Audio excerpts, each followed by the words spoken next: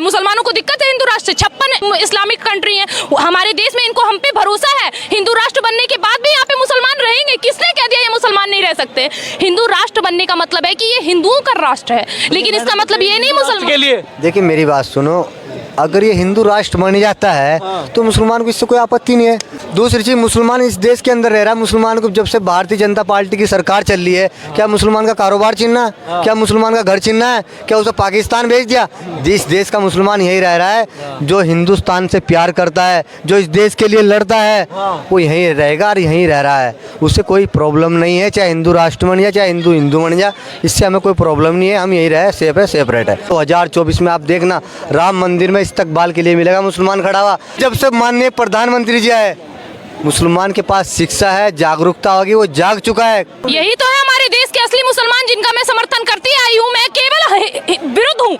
लोग पता है क्या कह रहे हैं भैया? पता है लोग मेरे पे एलिगेशन क्या लगा रहे हैं? क्योंकि मैं हिंदू मुसलमान करती हूँ। नहीं, ओवैसी तो कह रहे हैं हमारी पुश्ते याद रखेंगी वहाँ बाबरी मस्जिद को।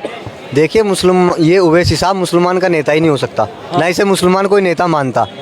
ये हिंसा की बात करते हैं और ओवैसी साहब कहते हैं 15 मिनट के लिए प्रशासन हटा ले।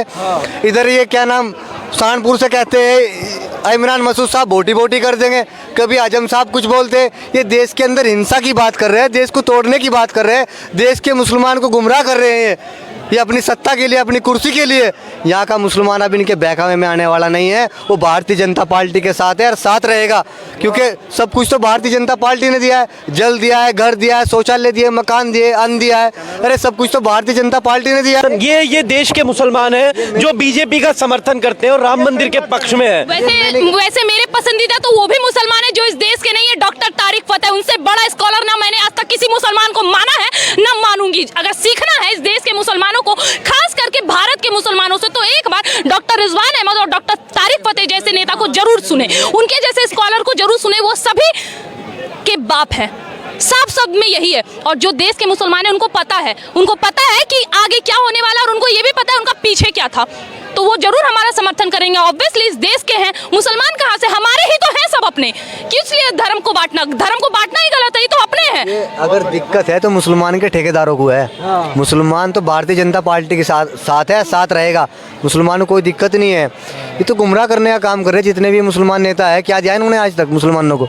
बताइए मुझे। शिक्षा इन्होंने दी, रोजगार इन्होंने दिया, कारोबार इन्होंने दिया, घर इन्होंने दिया। अगर जो कुछ मिला है तो भारतीय जनता पार्टी की सरकार में मिला मुसलमान को। आज मुसलमान सेफ है, खुशहाल है। इस देश के अंदर हर तरीके का उसकी योजना का लाभ मिल रहा है।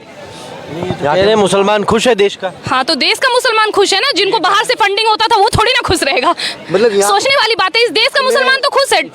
इस देश में तो डॉक्टर रिजवान अहमद रह रहे हैं, इस देश में ही ऐसे बहुत से मुसलमान रह रहे हैं जिनकी जीवनी हमें पढ़ाई भी जाती है। लेकिन मैं उनकी बात कर रही हूँ जो हमारे देश के हैं ही नहीं, जो उनके पैदाइश खुद को मानते हैं, पठान और मुगल को महान मानते हैं। अभी पठान मूवी भी आई थी। मुझे बात समझ नहीं आती, इस देश में 21 सिखों ने मिलकर 10,000 पठानों को धूल चटाया। शर्म नहीं आती? लोगों को पठान का औलाद कहते हैं। क्या लोग हैं ये सब? क्या आप जाएंगे राम मंदिर? देखिए 2024 में कई लाख मुसलमान वहाँ इस्तकबाल के लिए भी आपको खड़ा मिलेगा राम मंदिर में, क्योंकि देश का मुसलमान जागरूकता आ गई, जाग चुका है। अब तक सो रहा था। दूसरी चीज, कांग्रेस पार्टी ने अब तक इस चीज से दूर रखा है मुसलमान समाज को, क्योंकि अगर ये डॉक्टर बनेगा, इंजीनियर बनेगा, बीटेक पॉलिटेक्निक करेगा, नौकरी मांगेगा, हम कहाँ से देंगे? इनके पास है ही नहीं कुछ। इसीलिए सबको पत्थर। लेकिन जब से माननीय प्रधानमंत्री जी आए, मुसलमान के पास शिक्षा है, जागरूकता होगी, वो जाग चुका है।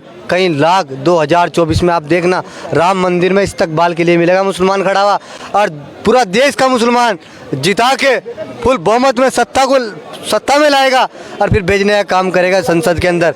देश हमारे 1947 में आज़ाद हुआ था, ठीक है। लगातार हमारे देश के 5 बार शिक्षा मंत्री मुसलमान रहे थे, जो कि इस देश के भी नहीं थे। प्रथम तो इस देश के थे भी नहीं, पूर्ण रूप से इस देश के नहीं थे। तो उन्होंने किस चीज़ को बढ़ावा दिया? जो हमारे देश का अस्तित्व ही नहीं है उसको खराब करके दिखाया। उस चीज़ को बढ़ावा दिया जो उनके बाप दादा यहाँ से लड़के गए, खा के गए, उनके पुश्त यहाँ पल रही थी। उन्होंने उनको महान, बाबर का बेटा हुमायूं का, अकबर का साजा का औरंगजेब, उसने पूरा इतिहास बता दिया। लेकिन महाराणा प्रताप के पिता का नाम नहीं बताया कि उदय सिंह हमारे बप्पा रावल के बारे में नहीं पढ़ाया। वैसे तो मुसलमान को गुमराह कर रहा है। इनके बच्चे पढ़ेगा बड़े स्कूल में, बड़े हॉस्टल में पढ़ेगा। गरीब का बच्चा मुसलमान जाएगा मदरसे में। अब मुसलमान बहकावे में नहीं आने वाला है। इनके मदरसे में सही नहीं पढ़ाया जाता। देखिए खाली मदरसे में एक धर्म की तालीम दी जाती है, लेकिन अगर देश में जीना है तो हमें सब कुछ पढ़ना होगा। ये देश को गुमराह कर रहे हैं। ये तो बड़े बड़े अमेरिका में पढ़ रहा है इनका बच्चा, इमरान मसूद, आजम खान, ओवैसी साहब, जितने भी मुसलमान के नेता है बाहर अमेरिका में, लंदन में, वहाँ पढ़ रहा है। गरीब का बच्चा क्या नाम मदरसे में पढ़ रहा, उसे जक़ात देके, फितरा देके, दान पुण्य देके और अपना भी बड़े, तो ये गुमराह करने की बात कह रहे